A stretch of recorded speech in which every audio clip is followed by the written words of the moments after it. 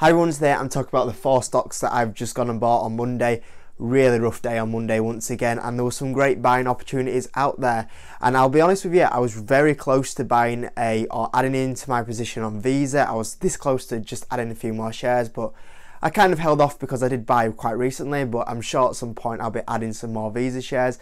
And I was very close as well to buying some shares in Wynn Resorts and starting a position in Wynn Resorts, but I didn't. But same again, this week I might be tempted to buy some shares in Wynn. And if I do buy any more shares, like always guys, I'll make sure I'll do a video and update you guys. But I'll show you the 4 stocks that I bought this week. They were 4 of the stocks that was on my 15 stock watch list. And as always guys, before I reveal the 4 stocks, please give the video a like because it really does help the video and the channel grow absolutely huge. The last kind of few videos, you guys have really smashed the like button, and it really makes a difference to the amount of subscribers I get and the amount of views on them videos that I do get as well. So number 1 is Uber, which is a stock that I currently hold, and my averaging price was about $30 on Uber. And to be honest with you, I kind of missed what was going on with Uber. I did not actually realise that Uber had dropped to the $20 range. So when I actually saw it, I was like, hold on, when did this actually happen? I'm just totally missed it, which isn't great, but at the same time, then I saw it and I was like, oh, this is a pretty good opportunity to get in. So when I saw Uber was at $20, I was like, I'm sure this is the lowest it's ever been, and I checked and it has been the lowest that Uber has ever been at. So it was a great opportunity, and like I say, my averaging price was 30. So I bought a few shares at $20, which obviously brings it down a little bit. But I thought this was a great opportunity to add into Uber, especially when only a few months ago it had gone from up to $40, and I thought, right, that was the opportunity to add Uber. Totally gone now. I didn't see it coming back really to these prices, so I was really eager to add in. Now obviously the reason why Uber went up previously is because it was on its way to profit, and I made a full video about Uber guys, and all these stocks I'm talking about, I've got a more in-depth video somewhere on the channel about the companies. But the reason why it was doing so well recently is because it's on its way to profit. Now obviously with what's going on, is it profitable, achievable right now?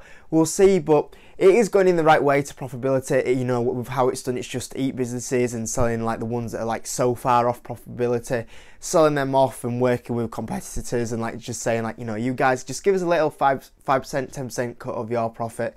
Our Uber Eats away from you. So the way they're managing the Uber Eats is absolutely fantastic now, which will help them get to profitability. And as well as that, I'm a frequent holder of or user of Uber, and I actually noticed the other day, when I got Uber, it was still really busy. I went out on a Friday night because of someone leaving work, where I work, and when I went into town, there was a lot of Ubers about. They were all really busy. They do this thing, I'm not sure if you noticed, but they increase the charges at busy times, and they were increasing it. And I know that Uber, one way they're going to achieve profitability is by charging a lot more money on rides. At the moment, they're kind of doing them at break-even prices and making a slight profit. But one way they're going to achieve this profitability is by increasing the prices of the normal rides. And I noticed this the other day when I went into town, because a ride that normally cost me something about maybe £15–17 ended up costing me about £27. So there was a bit of a jump really in the amount of price that I was paying on this trip. So it is on its way. They are starting to, you know, increase the profitability by charging more on the rides.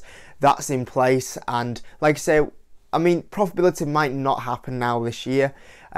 Previously, this fair, I didn't think it was going to happen anyway, but you can see them starting to do these sort of things. And when I look at Uber, and it's a product that I use as well, I see it doing really well in the long term. So Uber at $20, lowest price it's ever been at, was a little bit of an easy pickup for me. Number 2 was Facebook, which I didn't really expect to be back down on these prices, and I wasn't planning on buying Facebook.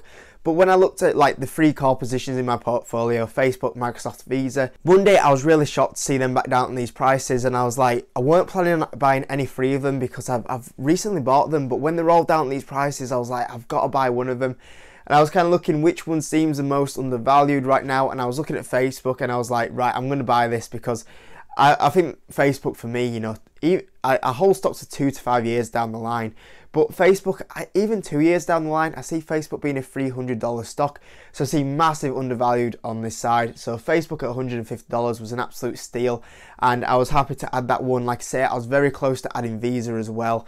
Microsoft, same again, close. But it was between Facebook and Visa, and I went for Facebook in the end. And like I say, I see 100% upside already in this company, and that's only in 2 years. You know, when we talk about Facebook 5 years down the line, it's going to be a really good return on this company. I think it was massively undervalued before the coronavirus, and it's even more undervalued right now. One thing about Facebook that I don't think people are noticing is like how much that PE is dropping. Like Facebook's always had you know, an incredibly low PE, especially compared to other companies when we talk about the growth that Facebook has, and now it's just trading at a stupid PE. Like when I look at Adobe, I really like that company as much as Facebook, but when I look at the valuations, and Adobe's still trading at like a 40p, we have Facebook down at a 20p, a low 20p as well at that.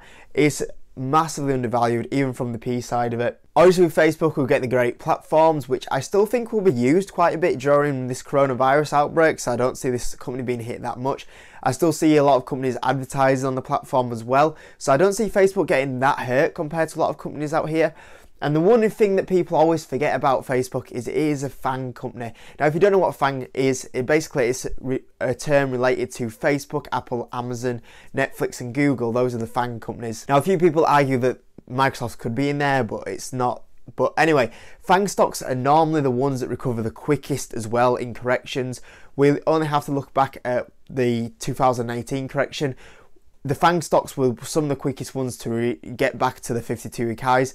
And when I look at Facebook, realistically, when we see a correction, when we see a bounce, eventually, whatever it comes from, if it's from a vaccine, if it's from some statement from Washington, whatever it is, if the case is dropping, Facebook, the FANG companies are going to be the quickest to recover, and that's something you got to bear in mind as well. So these opportunities, we don't know how long they're going to be around for, because if it does spike, everyone's going to be going chasing and going, oh, I wish I did buy at these opportunities. So as well as that, I think Facebook will be one of the quickest stocks to recover when we kind of pass all this CV outbreak. Number 3 is Boeing, which once again, I'll say it again, I didn't really expect to buy this company. Only a few months ago I was slating this company and saying how bad it is and how bad it's been run, and the Max 8 and the earnings and how terrible they were and how much this stock would be down. And then out of nowhere we go from Boeing being a $340 stock down to a $130 stock. And that interested me straight away. I think Boeing is now massively like undervalued at these prices.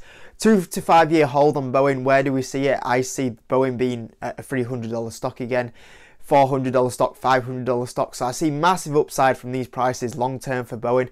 And the big thing that Boeing has going for it is that it's only really got one competitor, which is Airbus. And no matter what you say, no matter how much Boeing's reputation has been damaged over the last course of the year, everyone, all these airplane manufacturers, when they manage to, or the airplane company should I say, when everything is resolved, all of these guys cannot go to Airbus because the delay on Airbus will be absolutely huge. We'll be talking a 5 to 10 year order to delivery of some of these airplanes. And because of that, if we look at Boeing, and there's only a 2-year wait list on Boeing, they're going to come back to Boeing because, there's, like I say, it's such a big moat that Boeing have because they only have that one competitor. And for me, Boeing, because of this, is a safe company, and the US government will look after it as well. I don't see it going bankrupt at all. So Boeing for me is at these sort of prices is really interesting. And like I say, anything below $150 for me now, even if it keeps going down, if it goes below $100 stock, I mean, Christ, I'll be buying absolutely huge. But I mean, anything under $150 for me now is something that I'll just keep adding in at Boeing. I'll probably hold off at this one a little bit. If it stays around this sort of range, I might add in. If it goes lower, I'll definitely be buying some more shares in Boeing.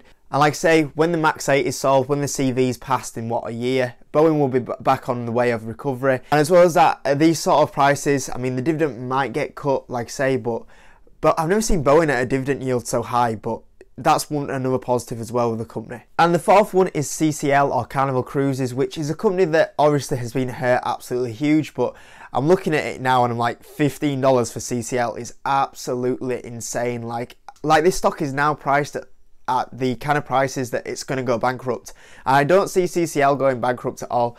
When I look at the balance sheet, it's still got like 500 million in cash, which will help it out. Obviously there is a lot of problems with, you know, the cruise is not running now, but CCL is still going to be out there. I think it's at something stupid like a 3p, which I've never actually been invested in a company like with that low of P. 10% dividend yield, which the dividend might get cut, but as soon as it recovers, which I see recovery for Carnival in like a year's time, I'm sure they're going to go back to what they were earning revenue wise beforehand, and then so you'll still have a decent dividend yield. Sure, it might not be where it's at now. I think it's something like, it's going up that much that I can't keep track of it, to be honest with you. I think it was like a 13% dividend yield or something. But even so, like, even in a year's time, the dividend yield will be something like 8%. If it cuts that dividend and then goes back to paying that dividend. So yeah, it's still going to be a really high dividend. And the big thing with Carnival is that cruises will return. You know, I see Carnival surviving, I don't see it going bankrupt. And what that will mean is cruises will still be going ahead in a year's time. People will still want to go on cruises. It's going to have to be there, just like how, you know, people have gone on cruises before. People will start returning to go on cruises. And one thing that I've heard, and what I've heard people talk about, is that they're cancelling holidays, but everyone's saying the same thing. What I'm hearing is that, you know, I'm cancelling my holiday, but, you know, if it calms down towards summer, I'm going to try find a last minute getaway in summer. So even in summer, this could be fine for Carnival to start running again, and they'll see a huge surge in bookings in summer if everyone wants to get on holiday.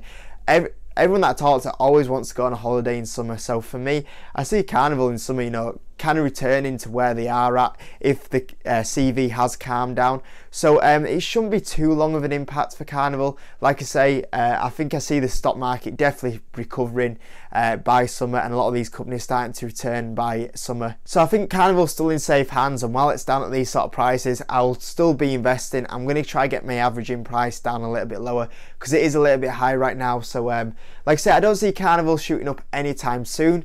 But at the same time, I don't see these problems being as long term or as bad as they are as what people are making out with these sort of prices in Carnival. So guys, those are the 4 stocks that I bought. Like I say, I'll probably be buying a few more this week. I'll just see what kind of happens in the stock market, and if I do, I'll definitely make a video about it and I'll share it with you guys. And as always guys, I hope you enjoyed the video. If you could give it a like as always, that'd be absolutely amazing. I'll see you in the next video.